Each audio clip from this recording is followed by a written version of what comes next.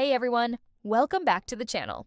Today, we're diving into one of the most bizarre and consequential legal battles currently rocking Hollywood, the highly publicized fallout between actress Blake Lively and director-actor Justin.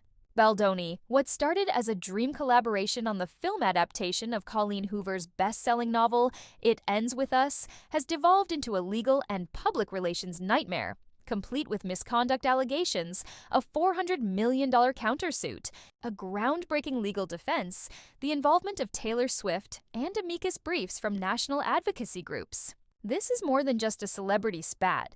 It's become a flashpoint for workplace ethics, whistleblower protections, and the future of how Hollywood handles power dynamics on set. Let's start at the beginning.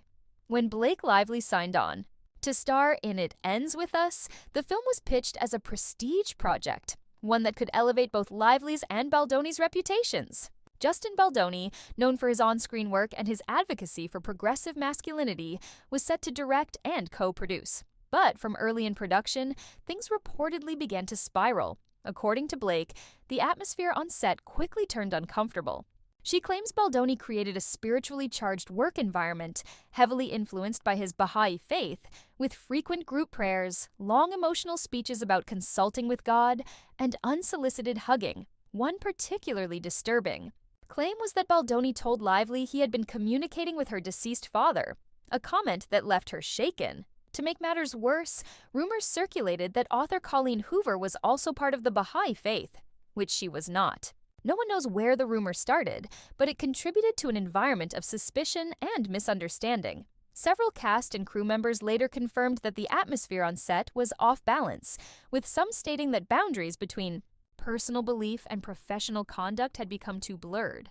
People began questioning whether what they were experiencing was normal for a film set, especially one with such high visibility. Then came the Hollywood writers and actors strikes in 2023, which halted production. When filming resumed, months later, the dynamic had shifted significantly. Blake returned to the set with a list of 17 demands, which later ballooned to 29. That included bans on religious discussions, incense, unsolicited hugs, and disrespectful language toward women. The key moment came on January 4, 2024, when she and her legal team sat down with Baldoni and co-producer Jamie Heath. During this meeting, Lively made it clear she wouldn't continue working or promote the film unless both men signed a formal behavioral agreement. They agreed.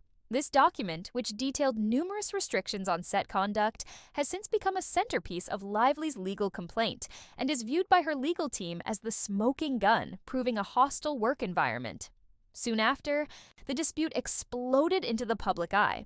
At the film's premiere, Baldoni was nowhere to be seen in cast photos or interviews. Multiple sources claimed he had been banished to a basement green room while the rest of the team walked the red carpet. That same month, Blake filed a complaint with the California Civil Rights Department, accusing Baldoni of sexual harassment, workplace misconduct, and retaliation. She also alleged that Baldoni and Heath initiated a coordinated smear campaign to destroy her reputation. Baldoni's response was swift and aggressive. He filed a $400 million countersuit, naming not only Blake but also her husband, actor Ryan Reynolds, and their publicist. He alleged defamation, civil extortion, and invasion of privacy. According to his legal team, Blake had tried to seize creative control of the film by threatening false allegations if she didn't get her way. They argued she used her A-list status and network of powerful friends to manipulate the production and force changes to the film's vision. Enter California Assembly Bill 933, a law passed in 2023 to protect individuals who speak out about sexual misconduct or workplace abuse from retaliatory lawsuits. Lively's legal team cited this statute in a motion to dismiss Baldoni's countersuit, claiming that it was a textbook example of the kind of retaliation AB 933 was meant to stop. In response, a group of advocacy organizations, including Equal Rights Advocates, the California Women's Law Center, and the California Employment Lawyers Association, filed amicus briefs in support of Lively. These friend of the court briefs don't directly influence the ruling but offer the judge additional context and legal reasoning. In this case, the briefs argued that allowing Baldoni's countersuit to proceed would discourage survivors from coming forward and weaken the protective power of AB 933, Legal scholars say the case could redefine how Hollywood navigates defamation, retaliation, and freedom of speech in the context of harassment complaints. If Baldoni's suit is allowed to go forward, it could signal to others in the industry that speaking out might come with enormous financial and reputational risk. On the other hand, if the court sides with Lively and the advocacy groups, it could set a powerful precedent for protecting whistleblowers, especially in high-profile creative industries.